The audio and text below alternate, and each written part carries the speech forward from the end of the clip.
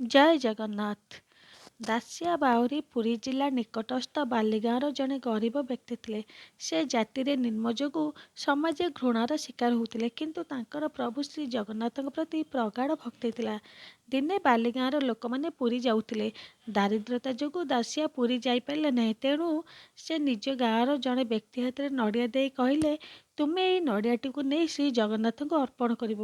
କିନ୍ତୁ ଅରୁଣ ସ୍ତମ୍ଭ ଆଗରେ ଛିଡ଼ା ହୋଇ ଦାସିଆ ବାଉରୀର ନାମ ଧରି ଡାକିଲେ, ଯଦି ସ୍ୱୟଂ ପ୍ରଭୁ ନିଜେ ହାତ ବଢ଼ାଇ ଏହାକୁ ଗ୍ରହଣ କରିବେ, ତେବେ ହିଁ ଦେବ, ନଚେତ୍ ନାହିଁ।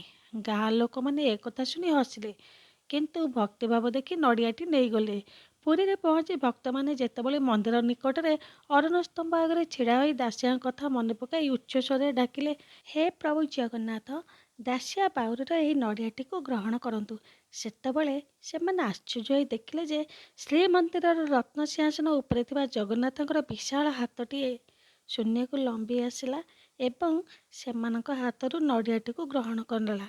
ଜୟ ଜଗନ୍ନାଥ।